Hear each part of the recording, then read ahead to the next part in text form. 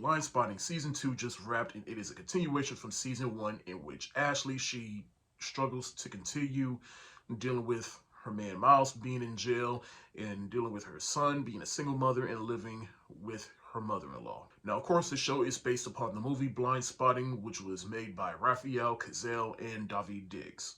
I was late to the party for that movie, but I watched it and loved it. And with this show, it is a continuation of that movie, but it's through the perspective of Ashley. Now, I will say I liked the first season, but this season, I liked it, but didn't love it. I was somewhat underwhelmed by it, but didn't really hate it. I feel like this show, the first season, the first season was, I think, only 8 episodes, and they continued that with this season. I feel like they really could have given us a couple of just a couple of more episodes. But regardless, I do love the themes that the show conveys, which is the themes of loneliness, depression, PTSD pertaining to Miles, because during the end of the season, he gets out of jail. But then you have the Earl character at the beginning of the season. He got sent to jail at the end of the last season, but then at the beginning of this season, he is out of jail, and so he's dealing with his PTSD and how to move on with life. And I just love how they incorporate poetry and music on this show, because they did that in the movie and in the first season, and they definitely emphasized it just a little bit this season. My favorite form of poetry in this season was probably from Ashley, and I think it was like one of the middle episodes where she has her own night out and she accidentally almost cheats. And then she just lays out her feelings and frustrations into this one poem, and you just feel it. But to me, this show also just fills the void that the show Atlanta filled up, because the show is just weird and introspective, just like Atlanta. Only difference is Atlanta is just a little bit more weirder, whereas this show is just a little bit more tamed. And that's why I kind of feel like this show is just a little bit underwhelming, because it just doesn't go a little bit more weirder. Now, I'm not saying the show has to be Atlanta, but at the same time, if you're gonna be as introspective and abstract, just go for it. Some of my favorite episodes from the season was the Western episode, because I like it when shows like do these little anthology episodes. I like the first season where they were in the park, and the episode where they spend the weekend with Miles in jail with that little family group thing that they do. But of course, some of my favorite performances from this season was Jasmine Siffich Jones from Ashley, and she continues to carry this show. You have Raphael Cazale. He has more of a role in this season than he did the last season. I do like Helen Hunt. They gave her a little bit more to do this season. They teased it at the end of the last season, and I just wish we got just a little bit more David Diggs this season. I don't know, maybe they're saving him for the next season. My negatives, I say everything they did with Trish. I do like that she's a little bit more tamed than she was in the first season, but she really didn't do much other than have a make will they won't they lesbian relationship. Everything with Janelle and reconnecting herself with Mustafa, I really didn't care about that. Though she did have a badass fight scene though. Again, I just wish there was a little bit more episodes, but other than that, I enjoyed this season, and I'm going to give Blind Spotting Season 2 the heart eyes emoji. Guardians of the Galaxy Volume 3 was released over the weekend, and this time around the Guardians, minus Gamora, have returned, but when one of their own is in need of help, the Guardians go on a quest to save one of their own. But along the way, they run into Gamora, who is not the Gamora they're used to, but is the one from 2014. Peter Quill, aka Star-Lord, tries to reconnect with her the best way he can, while also trying to save one of his own. Now, if you watch my reviews of the first 2 films, you know how I feel about the Guardians of the Galaxy. They're one of my favorite franchises within the MCU. I think they're very unique. The second one in particular is my favorite, though I still love the first one. And this one, James Gunn, he returns after he was fired, but then brought back on, and this is also his last hurrah before he transitions into the DC universe. Now, how I feel about this film? Right now, I'm still conflicted on which one I like more, the second one or this one, but as far as this one goes, this was a great film. I can definitely say all 3 Guardians movies are great in their own rights. Though the one thing I will give this film over the second film is that he definitely toned it back with the humor, which was a complaint from the second film. And as much as I love the second film, that was something that held the movie back from me. And I feel like this film had more of a balance between the humor and when it was time to get serious. Though there are still some tonal issues in some spots of the film, but still a great film nonetheless. The film still maintained what made the Guardians of the Galaxy, even though at this point there's been like multiple MCU movies that kind of have the same tone as the Guardians of the Galaxy, because like I said before, that first film I felt was a blessing and a curse, because since then they're trying to replicate that success by making the vibe of every MCU movie like the Guardians of the Galaxy, but it doesn't work that way for all the characters. However, this film did get into some dark places, though.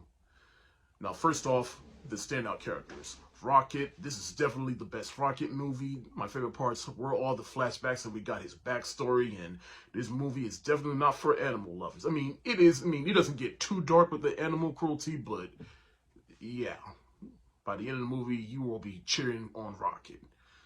The other standout to me is Gamora, and shout out to Zoe Saldana, because just like in Endgame, she had to play a different version of this character that doesn't have any of the history with the Guardians. And Peter Quill, he is struggling, trying to reconnect with this version of Gamora and trying to get back what he had lost, but it just doesn't work that way. And Star-Lord, he's definitely in a rough place at the beginning of the movie, and by the end, he's in a more mature place.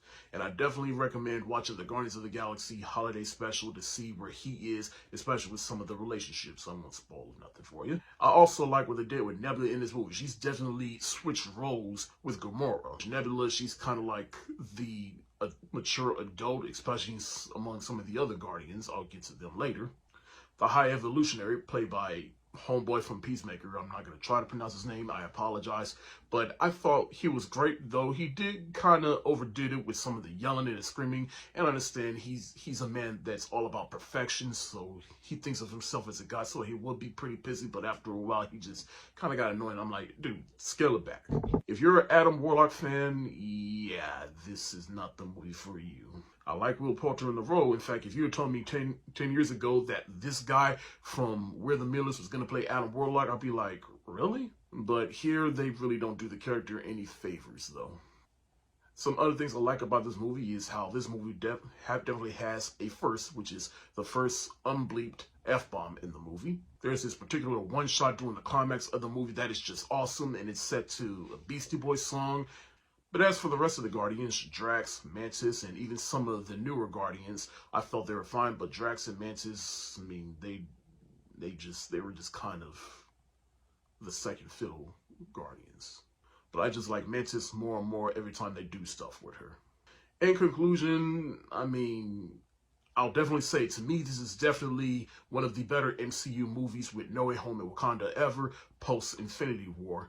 But where I stand with this, with the first two films, I'm still struggling with that. Right now, it's between Guardians 2 or Guardians 3. I don't know yet, but as far as right now, to me, this is definitely a solid entry and a great send-off for James Gunn and this current iteration of the Guardians. And if they do anything with these characters, I can't wait to see what they do with them next. And I definitely can't wait to see what James Gunn does in the future with the DC universe. And salute to you, James Gunn. Thank you for your service with the Marvel Universe. I'm going to give Guardians of the Galaxy Volume 3 the heart eyes emoji. And until next time, open the fucking door!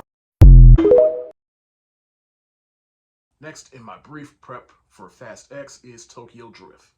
Now, of course, I watched Better Luck Tomorrow, which is an unofficial spin-off that introduced the Han character, in which we Fast and Furious audiences were introduced to him in Tokyo Drift, because Justin Lin took that character from his movie and carried him over into this movie. Now, whether or not the two movies connect, that's on you to decide. But now, for a lot of people, this is the worst within the series, and understandably why, but the film has also gained a following over the years, and I can also understand why.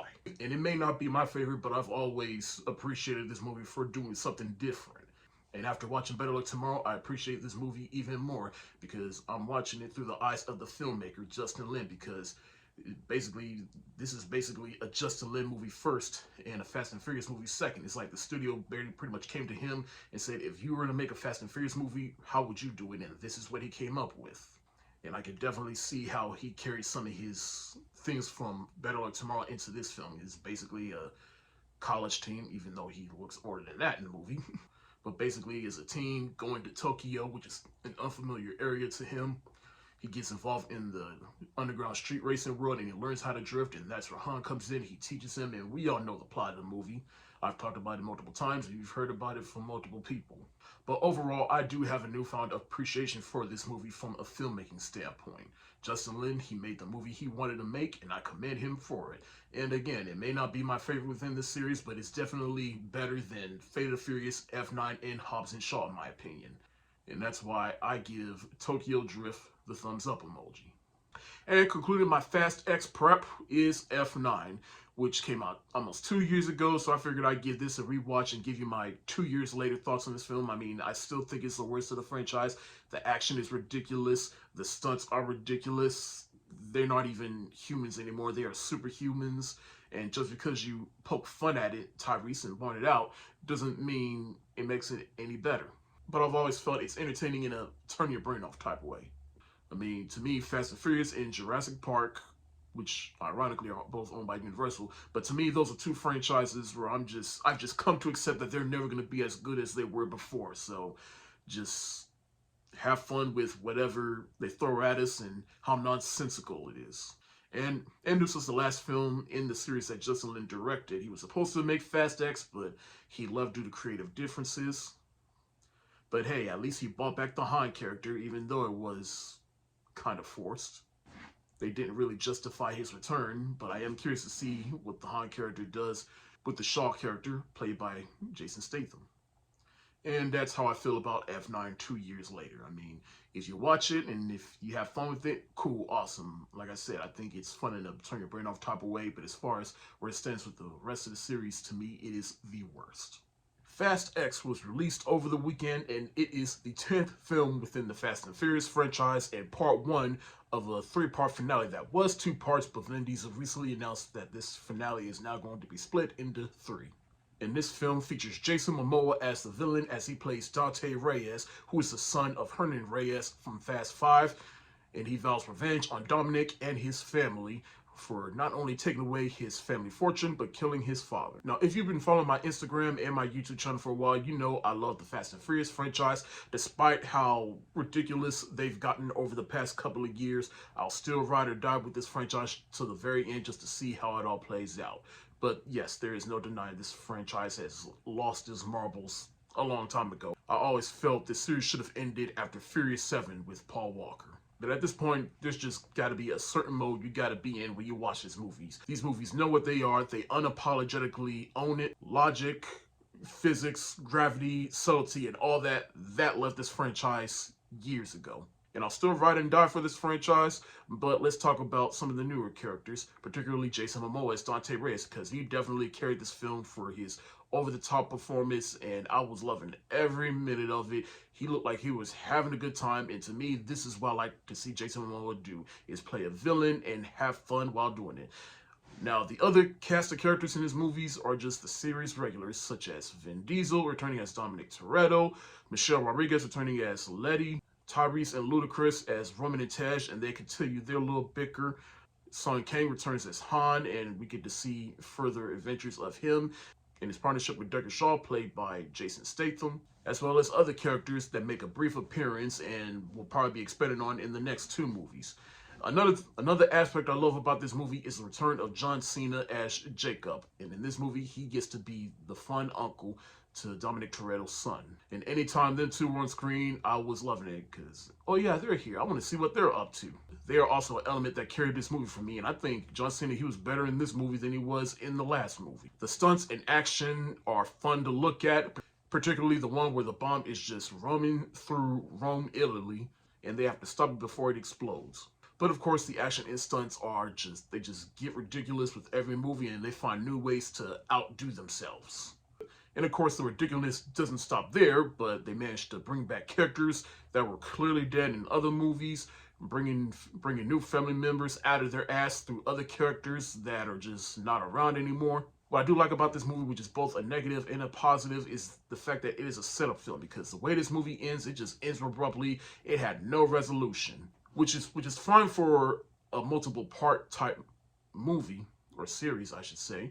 But in the case of this movie, it's like, all right, we started something, and there's really no resolution. Now, I don't require any 2-parters or 3-parters to have resolutions for each movie, but like The Lord of the Rings, which I understand is a different breed from Fast and Furious, you can tell with each 3 movies within that series, all right, there's a beginning, middle, and end in each part.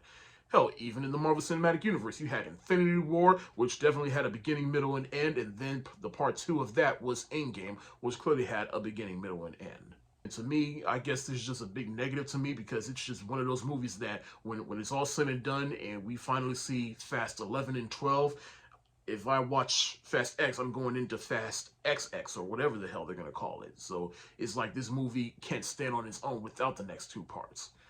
But regardless, I still have fun watching this movie, and again, you gotta be in a certain mode when you watch these movies, and you gotta know what these movies are at this point, and it's just a fun, turn your brain off movie. But from an objective standpoint, this movie still has problems, but hey, I still think it's a better movie than F9, and because of that, I'm going to give Fast X the shoulder shrug emoji. Happy Fast and Furious week. Yes, I am excited for Fast X, despite the fact that the series has just not been good since Furious 7. And as most of you know, Fast X is pretty much part 1 of a 2-part finale of the series. But recently, an article came out from Variety saying that the studio asked that this finale for the Fast and Furious saga be given 3 parts. Yes, that is right. Now, I don't know why the studio demanded the finale be 3 parts, but I can only imagine they saw the pre-ticket sales for this movie and said, "Can you make 3 more movies, please?" To which I'm like, if this is happening just so the studio can get more money, that's just irritating because it's not going to lead to a great product. Even though this series hasn't been great since Furious 7, in my opinion. It's crazy because by the 11th movie, I was ready to say goodbye to this series and these characters, but I guess I gotta wait 2 more movies before we finally do that. Still is a documentary that was released on Apple Plus recently, and it is about actor Michael J. Fox, who is primarily known for playing Marty McFly in the Back to the Future trilogy. And the second thing that everybody knows about him is that he is living with Parkinson's disease. And this documentary takes a deep dive into the life and career of Michael J. Fox as told by the man himself, and it also takes a deep dive into how he lives with this disease and how it has affected everyone around him. Now, to my everlasting shame, I'll admit I have never watched the Back to the Future trilogy. And it's not that I don't want to, and it's not that I'm not interested. It's just, I just, for some reason, have never gotten around to it. In fact, I have a DVD copy of the trilogy that I bought from my mom's house that is still sitting on my dresser, and I just have not gotten around to it yet. Maybe I'll watch it, maybe for the 40th anniversary of the first film. Maybe I'll watch it at some point, but it's just, for some reason, I just never got around to it. But yes, I am aware that Michael J. Fox is in it. But of course, I know who Michael J. Fox is, and he is living with Parkinson's disease.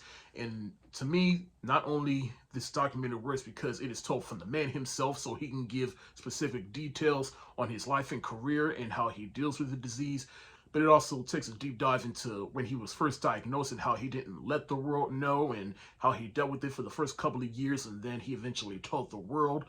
And it's crazy because this documentary definitely illustrates, like, the world remembers when Michael J. Fox told the world when he had Parkinson's disease, but for him, it is an everyday struggle. And this documentary illustrates the struggle that he goes to. Now, granted, he's a lot better than he was years ago, but it's still a struggle that he has to live with for the rest of his life. And shout out to his wife, who he met on the set of Family Ties, which is a sitcom that he was on back in the day. And it's also crazy because in the morning he would shoot Family Ties, and then he'd go straight to Back to the Future, and then he'd go home, get 2 hours, maybe 3 hours of sleep if he's lucky. But it just shows the man's work ethic and how good he was at his craft, and he carried that onto all the other movies and shows that he was in. Even when he was diagnosed with Parkinson's disease, he made a lot of efforts to hide the fact that he was diagnosed with this disease. And they definitely show clips of it too. Like, you can see him fidgeting with stuff or holding stuff. If you notice that stuff in his movies, you'll see, like, around this time he was diagnosed with Parkinson's disease and nobody knew about it until he eventually told the world. But shout out to his wife though, because there's a bit in this documentary where he talks about when he told his wife, and she told him in sickness and in health. When I saw that part, I was like, that almost made me cry a thug tear. Another cool thing about the production of this documentary is, like, when he's telling specific stories, like, let's say, like, he's in a meeting with studio execs or whatever, they would actually splice clips from his movies to pretty much show his life through his perspective. I highly recommend this documentary. It is on Apple Plus. Give it a watch. It's definitely great. It's definitely one of the best movies I've seen this year. I'm going to give still the hands up emoji because it is a masterpiece. Well, now that I'm done revisiting Fast and Furious, now it's time to get in Little Mermaid mode with the Little Mermaid live action remake coming out this weekend. But before I did that, I watched the original animated classic that came out in 1989, the same year Taylor Swift was born. And in case you really don't know or have been living under a rock, The Little Mermaid is about a young mermaid girl named Ariel. She lives in the surface world with her millions of sisters and her father, King Triton, but she has a curiosity about being on the surface and falling in love with Prince Eric. But then she makes a deal with Ursula the Sea Witch, in which, without her voice, she tries to get Prince Eric to kiss her within 3 days. But of course, Ursula has big plans on the horizon. Now, of course, The Little Mermaid is an animated classic within my generation. It is the film that kicked off the Disney Renaissance, which gave us such classics as, of course, Little Mermaid, Beauty and the Beast, Aladdin, Lion King, Tarzan, Mulan, Hercules, Hunchback of Notre Dame, Pocahontas. That is the Disney Renaissance. It is the 90s. It's the Disney films that my generation grew up with. And of course, I love that generation. Particularly, The Lion King is my favorite. But we may not have gotten those films, or at least not in the same way, if not for this film to lead the charge with the Disney Renaissance. And I really mean that too, because this was definitely the film that saved Disney animation at a time when Disney kind of lost their way. And at the time, Disney only invested all their money in the parks and live action stuff, but the success of this movie proved that there is still money to be made with animated features. And it redefined family entertainment in the form of animation. And the film is also just iconic in itself. I mean, the animation is just beautiful. When I rewatched this, the moment the movie started, I just had this feeling like, yep, we are definitely in a new era of Disney. And I can only imagine how that felt back in 1989 for a lot of people. And of course, the characters are just as good as the animation. You get with the iconic characters, the iconic music. I mean, the 4 main songs in the film are just iconic in itself, from Part of Your World, which almost got cut out of the movie, Under the Sea, which is a favorite among Disney fans and won an Oscar. Kiss a Girl was always a favorite, but my personal favorite song from this movie is Poor Unfortunate Souls, which, for one, I just always like the villain songs in Disney movies, but it's one of the more fun songs. And Ursula the Sea Witch, she is one of my favorite Disney villains. In fact, you can see right here. Yeah. And she was voiced excellently by Pat Carroll. She gave 1,000,000%. She was theatrical and over the top when she needed to, and she was scary and menacing when she needed to. But of course, the side characters such as Sebastian, Flounder, King Triton, Prince Eric, and then Ariel, of course, she's an iconic Disney princess, but I do have some issues with her. I always thought that she was kind of a dumb character, which may be a hot take for some people, but some people may agree with me. But I just always felt she was just always dumb, like, no, she knows how dangerous the Sea Witch is, but she willingly signs the contract, tries to get Eric to fall in love with her, and it almost happens, and she just plays into Ursula's plan. And just when she's about to get killed by Ursula, she needs Prince Eric to come in and save the day, and she still gets what she wants in the end. And I know that's also a criticism that might be a little unfair, because you can make the same argument for some of the other Disney princesses, but just with Ariel, it just... no. And it also could be a thing like, hey, this movie was not meant for me. It's mostly meant for little girls, which I more than understand. But even for little girls, it's like... But all that said, I will always have a spot in my heart for The Little Mermaid, because it is the movie that led the charge with the Disney Renaissance. And clearly I like the movie enough that I still have the VHS of it. You know, that classic VHS that has a certain thing in there that I will not zoom in on, but... if you know the controversy around this VHS cover, you know what I'm talking about.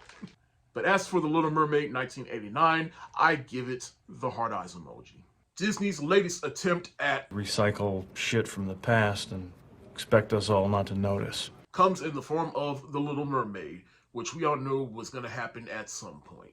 And just like I said for my review of the original Little Mermaid, in case you've been living under a rock and really don't know the plot of this movie, it is about Ariel, a mermaid, who makes a deal with Ursula the Sea Witch so that she can spend 3 days with the man of her dreams, but without her voice. Like I said, we all knew that Disney was going to continue remaking movies from the Renaissance era, and The Little Mermaid was the last of the Golden Four from that era to get remade. At first, I was somewhat intrigued to know that Lin-Manuel Miranda was attached to the film, and then there's the controversy of casting Halle Bailey, a young black woman, to play Ariel, which rubbed a lot of people the wrong way for irrational and wrong reasons. So over the weekend, I took my mother, sister, and nieces to go see it. And so what are my thoughts? Well, Halle Bailey, I thought she did an excellent job as Ariel. She is definitely a singer, and I thought she was serviceable as Ariel, and especially since the other half of the movie, she had to be mute. I thought she had good chemistry with the actor that played Prince Eric, and I thought they gave Eric a little bit more to do, though he didn't have my favorite song of the movie. Nothing is ever going to make me forget Pat Carroll's legendary vocal performance as Ursula the Sea Witch, but I thought Melissa McCarthy did actually a pretty good job. Like, it wasn't the Melissa McCarthy show. She actually disappeared into the role of Ursula. Though I will say Pat Carroll's performance in the original was just a little bit more scary. Here it just feels like Melissa McCarthy is just playing Ursula, but she still worked in context of the movie, if that makes sense. Look, I love Daveed Diggs, but he's no Samuel E. Wright, and his Jamaican accent to play the voice of Sebastian just didn't click with me, which sucks because I know he's good with accents, i.e. Lafayette and Hamilton. Speaking of Hamilton, like I said earlier, Lin-Manuel Miranda, he wrote some new songs for this film. Some of them I thought were just a little bit unnecessary, and then there was another one that was in the film where I'm like, I don't like it, but I don't hate it. Now, one of those songs being a new song that the Prince sings, which adds a little bit more depth to him, but it just wasn't as memorable. And there's a new song with Scuttle and Sebastian, and it's just Aquafina acting a damn fool. And like I said, I have mixed feelings about this song. Ariel does get a couple of new songs, particularly in the second half of the film where she is mute and she's just singing her thoughts. But as for the songs heard from the original, I do like Halle Bailey's rendition of Part of Your World, and I don't even think it's bad or worse than the original version. I think both of them, they're just neck and neck, and it just all matter. It's all on. It all depends on what your mood is on the particular day that you're listening to it. Under the Sea, I mean, by itself, if you just listen to the audio, it's still pretty good, but visually in the movie, it just wasn't. It was just kind of lifeless. As for Poor Unfortunate Souls, which is one of my favorite villain songs, and while Melissa McCarthy, she does disappear as Ursula within the song, but visually it just felt hollow. And that's one thing I gotta say about the underwater stuff, is that it was just felt hollow. But it is still fascinating just to watch all the behind the scenes footage. I am curious to see how they pulled all the underwater stuff off. Spoiler alert, but one criticism I had about Ariel in the original is that she still gets what she wanted in the end, even though Prince Eric, he had to come and save the day and kill Ursula. And if you feel different, hey, that's fine. This is my perspective, but here I feel like they improved upon that, because, spoiler alert, Ariel was the one to kill Ursula, which I'm sure is going to piss certain YouTubers off. Cough, cough, the critical drinker. Heroic self-sacrifice have got no place in modern Disney movies, where women are all portrayed as unstoppable, all-conquering badasses, and men just need to step aside and make way for them. So naturally, Ariel takes control of the ship and saves the day instead. In the end, I put this in the category of the remakes of Beauty and the Beast, Aladdin, and to a certain degree, The Lion King. I didn't need them, but I had fun watching them, but I don't see myself watching them again anytime soon. All that said, Baby Girl did an excellent job, and like I said, some of the music was fun to listen to, or in this case, revisit.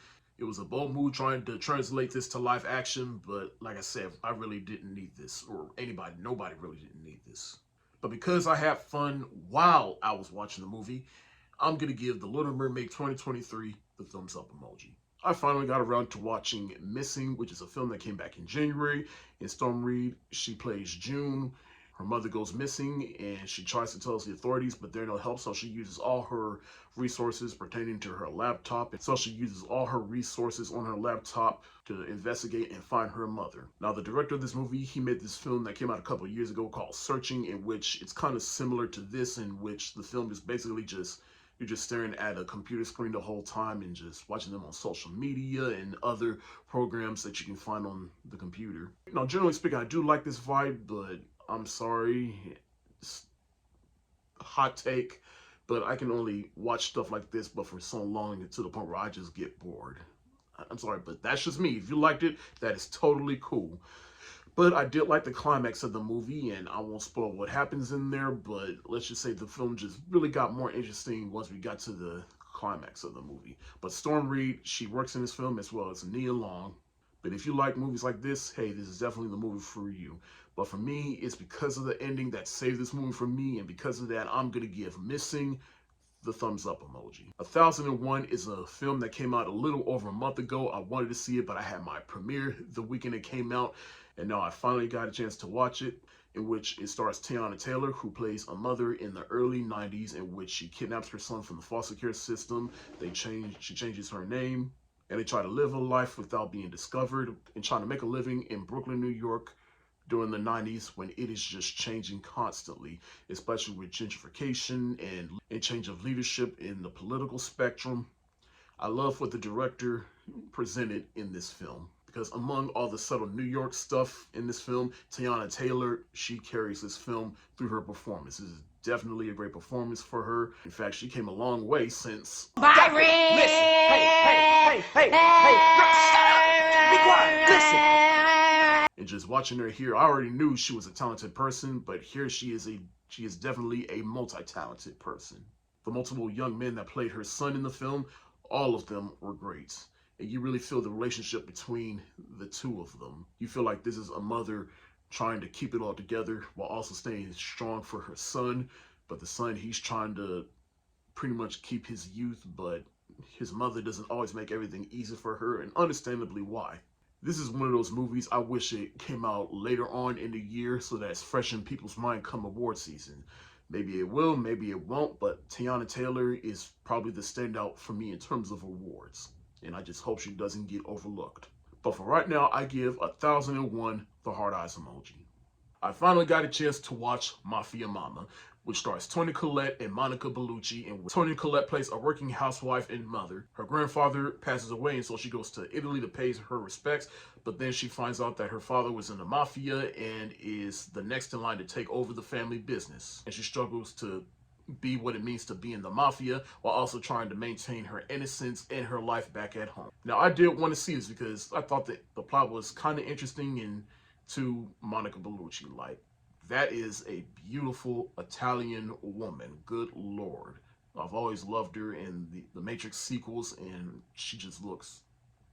But the two leads in this movie definitely were Toni Collette. She was funny, and Monica Bellucci, she was fun, sultry, sexy, whatever, but she worked with Toni Collette. And throughout the movie, you really do see the evolution of Toni Collette's character from just going from this, you know, I'm just nothing, you know, just a ditzy housewife that's down on her luck, and now she has to take over the family business. And throughout the film, you see her owning the mafia in her own little way and being more confident. But it's definitely a movie for the women, and it's not saying it's a feminist movie or whatever. It's just a movie that will definitely please women. And I'd say for the guys, I still think you'll find something out of this too, because the movie is funny at times. It's not the funniest movie in the world, but it's still an entertaining movie to watch and to pass the time.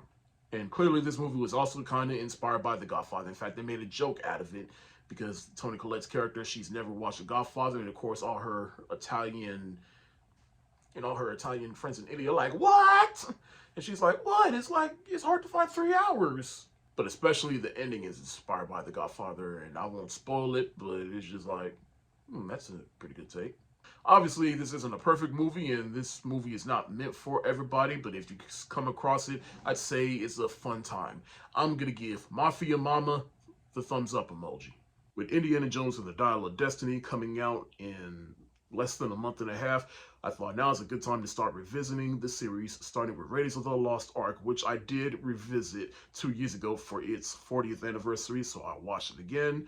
And generally speaking, whatever thoughts I had on that movie, I think it's the same here. This is definitely Harrison Ford's flagship franchise other than Star Wars. This role was made for him. He is Indiana Jones. I love the action, the vibes. Karen Allen as Marion, they are, along with Harrison Ford as Indiana Jones, they are great together. This film was a throwback to the action serials from back in the day that Steven Spielberg and George Lucas, they wanted to make this film. In fact, I heard a little story like both of them, they had a conversation. They asked themselves, what kind of movie you want to see in the theater? And this is what they came up with.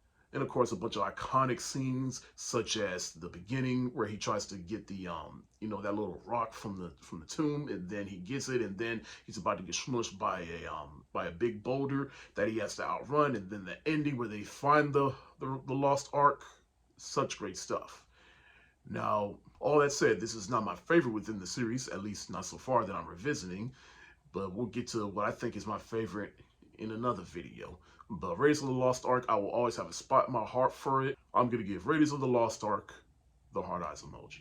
Indiana Jones and the Temple of Doom is my favorite within the series, in which this film is actually a prequel. It takes place some years after the events of the first movie. He's looking for some ancient artifact that is within this temple, but it's also enslaving kids. And along for the journey is Willie and Short Round. And like I said, for a long time, this is my favorite within the series, mainly because of how entertaining it is, how dark it is. After all, this was the first movie to receive the PG-13 rating. Get that. Steven Spielberg is responsible for the PG-13 rating.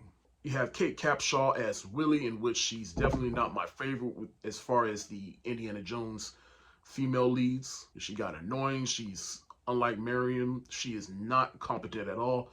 But I was also rewatching this film with a sense of admiration because of Ke Huy Quan, who plays Short Round in this film, and then flash forward almost for 40 years later, and we see where he is now. He is an Academy Award-winning actor because of Everything Ever All at Once, and just watching this here, I was like, oh, look at him. He has definitely come a long way. And I just love the partnership between him and Indy. But of course, my standout moments within this film are the scene where they're going through the temple, roller coaster style, in that little mines. But the biggest thing I love about this franchise in general was the scene on the bridge where Indiana Jones has to cut it, and they just have to cut it to escape the henchmen. I'm gonna give Indiana Jones and the Temple of Doom the heart eyes emoji. Menace to Society is celebrating 30 years, and it's about these two teenage boys that grew up in the rural streets of LA.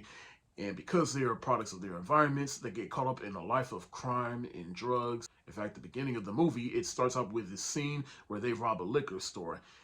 They grab the security tape, and from there on, everything just goes horribly wrong for them, in which things happen for them to come back and bite them in the ass. Now, I'll admit, this is probably my second time in my life ever watching this. I watched this, I guess almost 10 years ago. One of my good friends, he got me onto this movie because I never watched it growing up. Just for some reason, I never caught on to it until I was in college. And when I did watch it in college, I loved it. And now watching it again, 10 years later, I love it even more. This movie is, without a fact, a masterpiece to me, because while you had other hood movies that came out during this time, this was the violent one. Like, this came out a couple years after Boys in the Hood, and it was around these teenage kids trying to navigate life in the hood. Whereas this was also the counter argument, centering around teenage boys that actually got caught up in all the bad things that happened in the hood.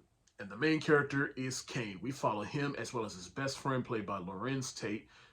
And both of them try to change their lives. Well, mainly Kane is the one that tries to change his life in the end, but ultimately things do not work out for him. Another reason for the high praise of this movie is because of how graphic it is. And believe me, it is definitely graphic. But to me, it's also Shakespearean, because in a way, it's about this kid. He gets caught up doing bad things, and then at the moment where he tries to actually turn his life around, all the things he did before just finally comes back to him. And really, that's the thing about most hood movies, is that they're Shakespearean in the way of, like, it's a cautionary tale. But Menace to Society, even though I was late to the party to this movie 10 years ago, I still see why this movie gets the hype that it does. Because Menace to Society is without a doubt a masterpiece, which is why I'm giving it the hands up emoji. Well, it's Fast and Furious week, so you know what that means. Corona. So for this marathon leading up to Fast X, I decided not to watch all the other ones, because up until a couple of days ago, I thought that Fast 11 was going to be released next year, because I thought I heard something where they shot Fast 10 and 11 back-to-backs, making it a two-parter, but it was just recently announced that it is now going to be a three-parter, and that this next film is going to be released in 2025. So, but prior to all that, I decided to do something differently and watch Justin Lin, who is a longtime director of these movies, and watch his independent film for the first time, Better Luck Tomorrow, which was released back in 2003, 2002, one of the two. And it is where the character he created, Han, originated from. He just brought that character over from that movie on to Tokyo Drift, which I will get into in the next video. But Better Luck Tomorrow is about these group of Asian kids living in California. They get into a bunch of trouble and hijinks and crime and all that jazz. You know, typical teen drama about a bunch of teens getting into a bunch of trouble that they shouldn't be into. But it's through the perspective of these group of Asian kids, though. Now, after watching this movie, I have a newfound respect for Tokyo Drift, which, again, I will get into in a bit. But as for this film, I say this was an excellent debut from Justin Lin. And he did an excellent job with all the performances. A bunch of Asian actors here that I didn't even know was in this movie, such as John Chu, who you may know as Harold from the Harold and Kumar movies. One of the characters in the movie is also another holdover into the Tokyo Drift movies. It will later return in F9. And you can really see Justin Lin's directorial style in this film, though.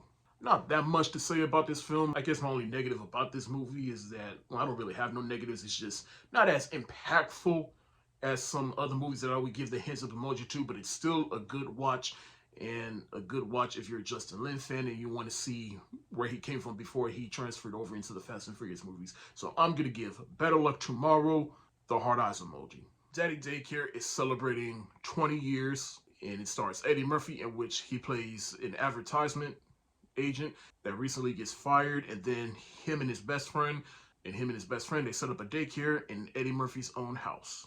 And him and his best friend set up a daycare in his own house called Daddy Daycare. Now, I remember back in 2003, I actually saw this movie in the theater. I was on a real Eddie Murphy kick at the time. I liked him in this movie, and I thought the movie was quite charming at the time. And now, watching 20 years later, I still think that, like, this is just a nice, wholesome family film that doesn't try to overdo it with comedy, but it still had heart, because at its core, it is about two fathers trying to connect with their sons while also trying to make money and start up this new daycare center in the community that parents feel comfortable going to, instead of this other daycare center ran by this lady who is real strict and just focused on shoving knowledge down the kids' throat. And it's played by the lady that played Morticia Addams in the Addams Family movies from the 90s, which now I never really knew. I never knew that was Morticia Addams.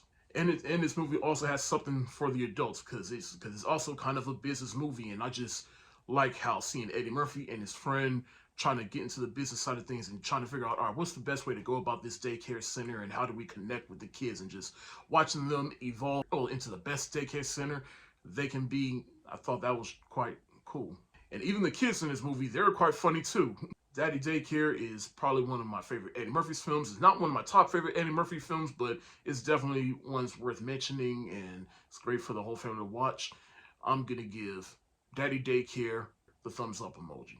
I finally got a chance to watch another Miyazaki anime movie, and that is My Neighbor Totoro, which was suggested to me by Ozzy Bowman. I finally watched it, and I actually like this more than Spirited Away. And it's about this family, a father and his two daughters. They move into this house in the woods.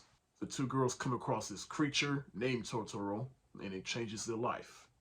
Now, as someone who's not big into anime, I'm slowly but surely getting into anime, and that is mainly with the Miyazaki movies, because this movie is celebrating its 30th anniversary of its American release, and the voice cast includes Dakota and Elle Fanning when they were very, very young. And this was at a time where Disney had the rights to Miyazaki's films, so they just got Disney talent and put them in this movie for the English dub. A lot of people still prefer Spirited Away over this, but I just like how simple and wholesome it is, which is about a cute kid and their pet creature. And of course, as with all Miyazaki movies, the animation is stunning, especially since this came out during the 80s. I was thoroughly impressed. I'm gonna give My Neighbor Totoro the heart eyes emoji. Now for another 20th anniversary that makes me really feel old, and that is the Pixar classic Finding Nemo, which came out 20 years ago. It was one of my favorite movies back in 2003. Still one of my favorite Pixar movies ever made. And in fact, this movie came out during the early years of Pixar, and they was just releasing hit after hit. But the plot of Finding Nemo is about a clownfish named Marlin and his fin-challenged son Nemo. Nemo gets lost, and so now Marlin embarks on a journey with Dory across the ocean to find his son. Now again, I remember I watched this back in the day. This was one of my favorites growing up. It's definitely a Pixar classic. The animation still looks just as good, if not better, than it did 20 years ago. And especially back then, like, this was Pixar when they were really starting to hone their craft with the animation, because you got to think the majority of this movie takes place underwater, and so from the textures and the way everything looks, it almost looked like you were in the ocean. And it is a beautiful film to look at. I even remember on the DVD and even the Blu-ray, there's an option where you press the button and it's just a screensaver for your TV. And the characters in this movie also work, because you got Marlon, and the whole movie centers around him, because one of the things I love about this movie is that, of course, we all know the first 5 minutes of the movie, it starts with tragedy, and so now Marlon, he's all nervous about going in the ocean, but then once his son Nemo gets kidnapped, he has to get out of his comfort zone just to go across the ocean to find Nemo, while also trusting others that they know what they're doing, particularly Nemo, and he also learns that lesson through Dory. And it also helps that you got a brilliant cast like Albert Brooks, who plays Marlon, Ellen DeGeneres, say what you will about her over the past couple of years, but as for this movie, this was the role that put her on the map, where she played the voice of Dory. In fact, this is probably one of the best vocal performances in any animated movie, because the thing about her is that she has short-term memory loss, and which would get annoying real quick, but then she uses that to her advantage, and she finds a home in Marlon. And shout out to the other voice actors in this movie, such as Willem Dafoe, who plays Gil. The director of this movie plays Crush, the sea turtle. This film has so many iconic moments. From the fish tank in the dentist's office when they go, ha ho, wah hee, ya ho ho ho, ha ho, wah hee, ya ho ho ho, shark bait, hoo ha ha, to the sea turtle just being all like, give me some fin, noggin, dude. Or of course, hi, I'm Dory, I have short-term memory loss. I can go on forever about this movie. I don't really have anything negative to say about this movie, because it's Finding Nemo. It's a classic. Of course, I'm going to give Finding Nemo the hands up emoji, because it is a classic. And until next time, just keep swimming, just keep swimming, just keep swimming, swimming, swimming. Bruce Almighty stars Jim Carrey, in which he plays a news field anchor, and he complains to God about how unsatisfied he is with his life. And so God, played by Morgan Freeman, comes down and grants him all the powers of God so that Jim Carrey can set his life straight, but also take on the responsibilities of God. I remember watching this 20 years ago. I always thought that was an interesting premise, and Morgan Freeman as God, that was just genius casting. And it also helps that you have the comedy stylings of Jim Carrey in his film, and he definitely utilizes this plot to his advantage. And this film also stars Jennifer Aniston, on the verge of the end of the Friends series.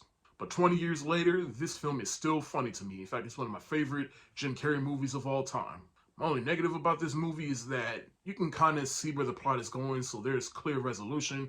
But overall, I just like the deeper meaning of this movie, in which, in order, if you want a miracle to happen, you got to be the miracle, and you got to help other people. And that, hey, we like to pray to God all the time, but God's job, it's a lot more overwhelming than we realize.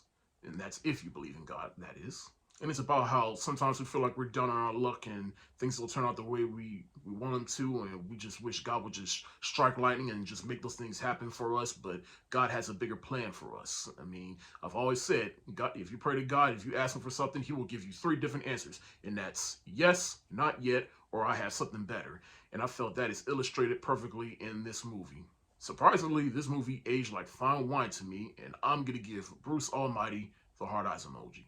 Mission Impossible Ghost Protocol is the 4th film in the Mission Impossible franchise. Yep, I'm back to reviewing Mission Impossible movies leading up to Mission Impossible Dead Reckoning Part 1. And the plot of this one, in which Ethan Hunt and his team, they are disavowed from the MIF agency, and so now they have to go rogue and stop someone for launching these nuclear codes. Now, this was the first one I actually saw in the theaters. Actually, I didn't see the 5th one, but I did see the 6th one in the theaters. But this one, I remember enjoying it when I watched it. And then a couple of years ago, when I marathoned all the ones that I didn't watch for the first time, I got to this one, like, this is my 2nd favorite. But after revisiting this one, especially now that I've seen all of them and in context with the rest of the series, I might have to change my tune a little bit. This is actually my favorite, which was Mission Impossible 3, but I like how this one, it pretty much revitalized the series, because the 3rd one, it pretty much got the series back on track after the disappointing 2nd movie, but this one, it basically found its stride. The 2nd one was by Jim Woo, The third one was directed by J.J. Abrams, and now this one is directed by Brad Bird, who at the time was primarily known for directing The Incredibles and Ratatouille, which are both Pixar films and great Pixar films in their own right. So this right here was his first attempt at live-action filmmaking, and a valiant effort it was. In fact, it was more than valiant, it was perfect. And I just like how this film steps it up with all the stunts. And of course, you talk about the iconic Burj Khalifa stunt where Tom Cruise is hanging on the side of that building. He has to outrun a sandstorm. And of course, I got to talk about the cast. I mean, Tom Cruise, he had Jeremy Renner in this movie. And I think at the time they were trying to replace Tom Cruise with Jeremy Renner, which clearly didn't happen because, well, one, Jeremy Renner, he was playing Hawkeye in the Avengers. But two, Tom Cruise said, like, no, I can still carry this franchise. And carry this franchise, he did. But Jeremy Renner, he was still great in this film because there's also a side story because, spoiler alert, Ethan Hunt's wife is presumably dead, but it turns out she is not. But Jeremy Renner's character, he was there on scene when his wife got presumably killed. And then, of course, you got Simon Pegg returning as Benji, solidifying his position within the series. Paula Patton, I loved her character in this movie, and I loved her story because at the beginning of the movie, her lover / fellow agent gets killed, and so now she's kind of out for revenge, but also trying not to let revenge cloud her judgment. But the other thing I love about this particular entry is the thing, because all their gadgets just go wrong, like the old time phone where Ethan Hunt, he listens to it in his set, tells him the mission, and at the end it says this message will self-destruct, and then he walks away, it doesn't go off, and so he has to just to get it to explode. The mask maker, if malfunctions. Hell, even the glove that Ethan Hunt wears up the building, it malfunctions. But then it all comes together at the very end where he's talking to the rest of the team and he says, we were in the dark, everything could possibly go wrong. All our gadgets malfunctioned, but the one thing that didn't malfunction was this team. And that right there is something that I love. And that is heart. Like I said, I've changed my tune about this film. It is now my favorite within the series. I'm going to give Mission Impossible Ghost Protocol the hands up emoji because it is a masterpiece. Now You See Me is celebrating 10 years, and it is about these group of magicians that come together for a big heist. One of them is played by Jesse Eisenberg, in which he is an illusionist.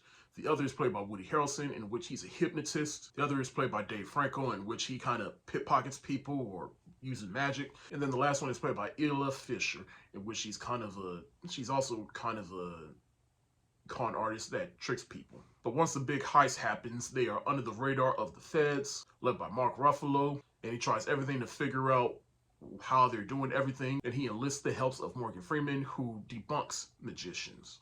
And spoiler alert, it turns out that Mark Ruffalo's character has been working with the Four Horsemen that they call themselves, and he frames Morgan Freeman's character. Now, I remember liking this movie 10 years ago, but a lot of people, myself included, kind of had issues with the ending in which Mark Ruffalo, he was the mastermind the whole time. But luckily, the second film, even though some people had issues with the second film, I actually like the second film, but the second film, it basically makes the ending of this movie a lot more better. And plus, I just love how clever this movie is, especially with Morgan Freeman. He pretty much shows like how they were able to pull off all these magical tricks. But all the cast in this film is utilized perfectly. Jesse Eisenberg, he's kind of an arrogant prick. Isla Fisher, she's basically the token female of this movie, but she worked in this film. Woody Harrelson is just Woody Harrelson. Dave Franco, he's kind of the young one that is just learning, even though he is quite experienced. And then Mark Ruffalo, he definitely carries this movie. Morgan Freeman, he's always great. And then Michael Caine, he's the one they rob in the middle of the movie, and he's just trying everything to make sure he gets his money back. Even though he is wrong as an insurance owner that pretty much debunks everybody out of their own money. Even though he sucks as someone that owns an insurance company and just dukes everybody out of their own money. This is a fun film, and I'm surprised Lionsgate really didn't capitalize off this film, because I'm still waiting on the third film. This is one of their franchises that actually works, and I'm surprised they just not making something out of this. Because of course they're bringing back Hunger Games. They can't do Twilight no more. They have Tyler Perry, but Tyler Perry fends for himself. Regardless, I give Now You See Me the heart eyes emoji. I recently watched the Before trilogy for the first time, mainly because it is about to be the 10th anniversary of the third film, Before Midnight. Now, I've always heard about these movies and didn't really give too much thought into them. I always thought they were like, just sappy indie movies, and which is fine. Hey, therefore, if you like them, you like them. But sometimes some sappy indie movies are just not for me. But then I watched Patrick H. Williams. I think he was talking about trilogies, and he brought this up, and he was basically explaining how those 3 movies are basically just one relationship over the course of decades. To which I'm like, I'm kind of intrigued. And so luckily, Before Midnight had its 10th anniversary, so I watched them and I loved them, especially the second and third film. Before Sunrise is basically about Jesse and Celine, played by Julie Delpy and Ethan Hawke. They meet on a train going to Vienna, and they pretty much spend the whole day together just getting to know each other and falling in love with each other, and it's basically about young love. The second movie, Before Sunset, is them meeting up 9 years later and basically what could have and what should have and just reconnecting. And then the third film, they actually are a couple and they have some kids together, but they are also going through some stuff. And so they basically hash it out at the end of the movie and reconnect at the end. In fact, I think Ethan Hawke, he said it best in the interview. He said, Sunrise is basically like what could be, and then Sunset is basically like what should be, and then Midnight is basically what is. And I think he said something like that, but the way he broke it down, it was just perfectly. And this really is a relationship spending 9 years apart from each other and just living and growing together and making a relationship stronger. And that goes in part to the 2 actors, Ethan Hawke and Julie Delpy. Or for Julie Delpy's case, as I like to call her, not Rose Byrne, because I never knew this actress. In fact, the only thing I've seen her in was Age of Ultron in Black Widow's Vision. You know, the lady that was going sloppy. You know, I thought, is that Rose Byrne? And clearly it's not, though. But knowing that she's in these movies, I'm like, okay, so she's definitely not Rose Byrne. And I know she's been in the game longer than Rose Byrne, but it's just funny to me. But regardless, she is great in these movies. She plays Celine, in which she is optimistic in the beginning, but then reality smacks her in the face, and then she's trying to learn what true love is by Before Midnight and just accepting that. Ethan Hawke is just a real trooper for her. But I love each of those 3 movies more and more when I watch them. Like, after Before Sunrise, I was like, that was pretty good. But Before Sunset, I was like, I actually like that better than the first one. And then Before Midnight, I actually like this more than the first 2 movies. But particularly Before Midnight, I like it because this is where all the cracks show in this relationship, and it all comes to head at the end of the movie, and I just love it. I just love it when movies dissect relationships. And it is effective because it had 2 other movies before it. But in the end, my rating for all 3 of these movies, I give Before Sunrise the thumbs up emoji. I give Before Sunset. I give Before Sunrise the thumbs up emoji. I give Before Sunset the heart eyes emoji, and I give Before Midnight the heart eyes emoji. But overall, I give this entire trilogy the hands up emoji because it is a masterpiece of a trilogy. Transformers: The Last Knight is the 5th film in the Michael Bay Transformers universe. It takes place sometime after the events of the 4th film, in which Mark Wahlberg returns as Cade Yeager. He gets the talisman, he's the chosen knight, and apparently Transformers, they've been around since the Merlin days. Optimus Prime, he meets his creator, Quintessa, in which she wants him back, and she turns him evil and goes against the Autobots to make sure Cybertron is restored. And there's also the descendant of Merlin. I mean, look, there's a lot going on in this movie that it's just hard to try to make sense of the plot. But overall, I did enjoy this movie. I remember enjoying it when it first came out. Thought it was a lot better than the 4th film, but wasn't as good as the 1st and 3rd film. In fact, I'll say The Last Knight, to me, like, before Bumblebee, I thought the odd-numbered Transformers movies were good, and that's Transformers, Transformers Dark of the Moon, and now Transformers The Last Knight. And I think all the even-numbered Transformers movies are the worst ones, which is Revenge of the Fallen and Age of Extinction. But The Last Knight, I feel it is the lesser of a good bunch. I still have fun with it, but hey, Mark Wahlberg, he's fine in the movie for what he's given. I thought Laura Haddock, aka Star-Lord's mom, I thought she was pretty good in the movie. The movie does admittedly fix some issues, like the runtime. It is shorter than the last movie, but it is a bit overbloated. They even had to drag poor Anthony Hopkins in this movie, but hey, at least we get Cockman, who is my favorite Transformer in this series so far. I just like how he's basically a badass robo butler. And if this isn't the funniest goddamn thing right here.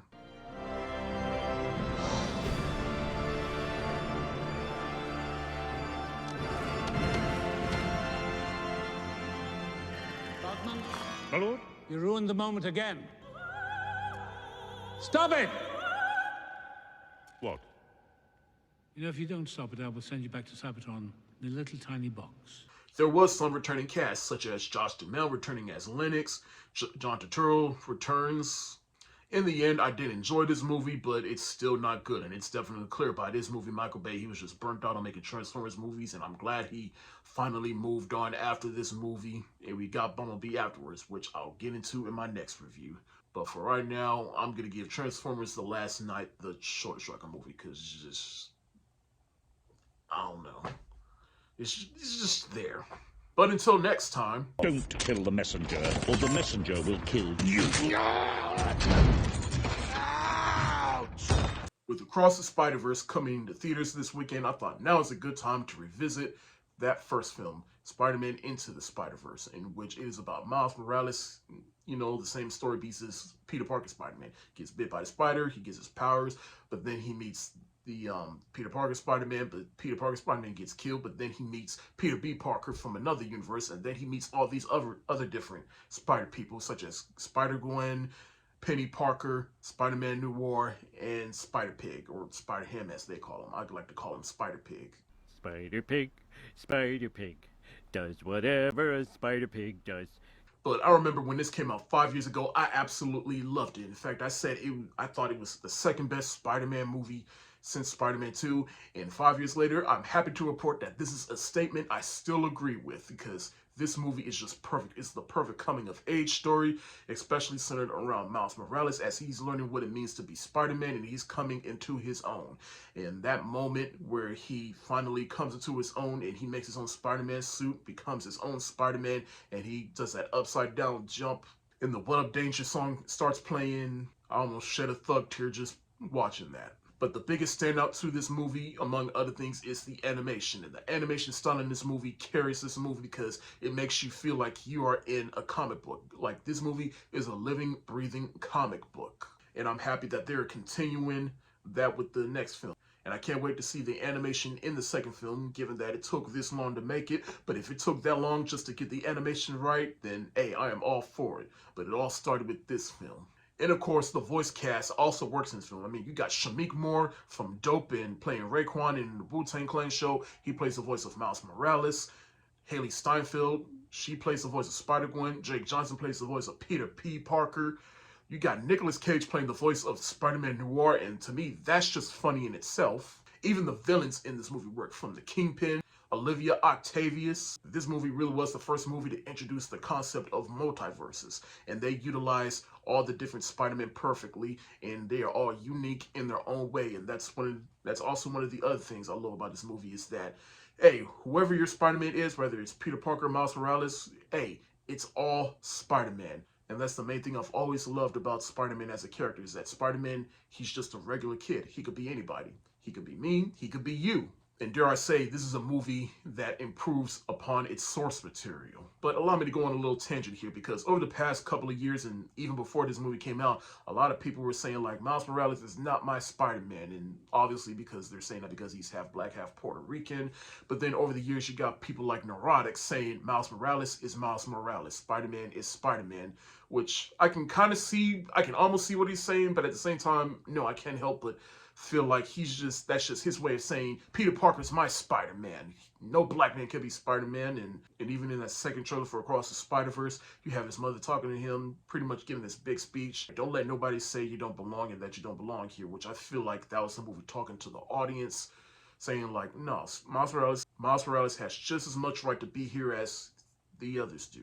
And plus, are you also saying that Spider-Man isn't a mantle that can't be passed on? Are you saying that only one person can be Spider-Man? I mean, I get what you're saying, like, Peter Parker, he's the Spider-Man, and Miles Morales is a Spider-Man. But no, Spider-Man, it is also a mantle that can be passed on to others. Sorry, rant over, and I'll probably have another rant once I get to the next movie, but yeah, it's just, that's just been bothering me the past couple of months. But regardless, Spider-Man Into the Spider-Verse is my second favorite Spider-Man movie of all time. It's one of my favorite films of all time, one of my favorite animated films of all time. And of course, I give Into the Spider-Verse the hands up emoji because it is, of course, a masterpiece. On May 24th, 2023, the world has lost yet another musical icon, and that is Tina Turner, who died at the age of 83 after battling a sickness pertaining to her kidneys. Now, we all know Tina Turner. She is an iconic music legend that has given us such great music for decades upon decades. Of course, the one song that everybody most knows her for is Rolling Down the River. In fact, I was talking to one of my co-workers about this earlier. It's just crazy how we are now living in a time where all the great musical legends from the past are just passing away left and right. But instead of being all sad about it, let's rejoice at the fact that she gave us such great music. And her contributions to Hollywood doesn't just end at music. Like, for instance, she did delve her hand in acting when she played Auntie Entity in Mad Max Beyond Thunderdome. She even released a single for that movie. A single that my late father actually had on vinyl that I went to my mom's house and retrieved it. I don't know if you can see it. Once I heard the news that she had passed, I went to my mom's house and got this just to show off. I always saw this in my dad's vinyl collection and was always fascinated by it. She played the mayor in Last Action Hero. My favorite thing of hers that she has done was sing the theme for the James Bond movie GoldenEye, which up until a couple of years ago I had never heard, but then I discovered it after watching GoldenEye for the first time, and now it is probably one of my top favorite James Bond themes, probably top 5 if you ask me. And then, of course, there's also the movie What's Love Got to Do with It, which is a biographical film about Ike and Tina Turner. It came out in the 90s and starred Angela Bassett and Lawrence Fishburne as Ike and Tina Turner, in which, of course, everybody knows her brutal relationship with Ike Turner.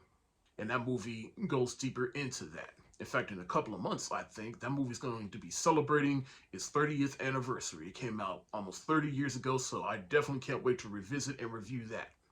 But what makes this woman such an icon is not just her music and the things she did for Hollywood, but her relationship with Ike Turner caused a lot of trauma and she overcame it and was such an inspiration to a lot of people because of it. And she took all that pain and just turned it into gold. In fact, Angela Bassett, after she died, she told the world about her encounters with Tina Turner, not just when she made the movie, but as of now. And she acknowledged that, like, throughout all the trauma and pain that Tina Turner had to endure throughout her life, she used it to bring good into the world. And Angela Bassett even remembers the last thing that Tina Turner told her in regards to Angela Bassett playing her in the movie. You didn't mimic me.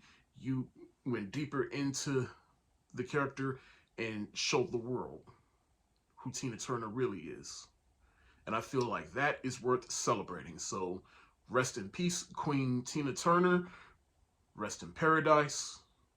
Your legacy will live on, and I'm sending prayers and healing to your family.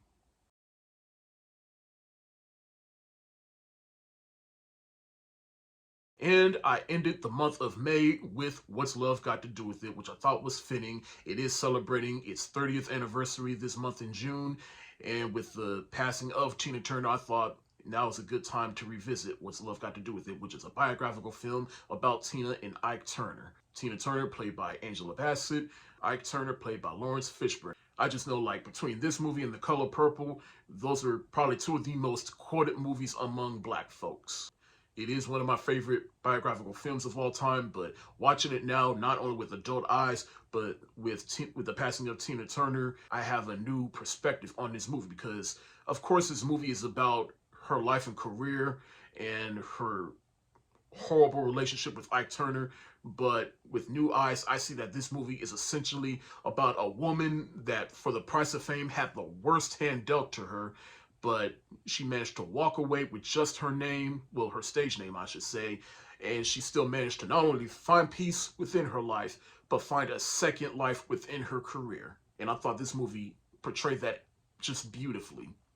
And I thought Angela Bassett did that perfectly. In fact, she got an Oscar nomination for this movie. She was the heart and soul of this movie. And you really feel how tumultuous the relationship was with Ike Turner. And that when she finally stands up for herself, you were just rooting for her. Now, Lawrence Fishburne as Ike Turner.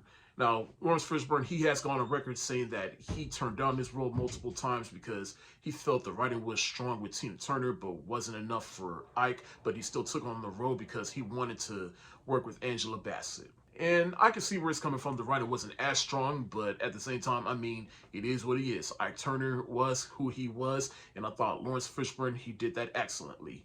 And I'll admit, because again, this is one of the most quoted movies among black folks, but it is funny to watch Ike Turner in this movie. You just gonna leave me like all the other motherfuckers that I done made famous? You just a sorry motherfucker. Eat the cake, anime. Come on, eat the cake, anime, eat the cake. And while some of those lines are funny, but all the brutal moments, that ain't nothing to laugh at in retrospect. But what's love got to do with it? To me, this movie aged like fine wine. If you have not seen this movie, I highly recommend it. Great performances, a great celebration of Tina Turner and her life. I'm going to give What's Love Got to Do With It the hands up emoji because it is a masterpiece. And again, rest in peace to Tina Turner.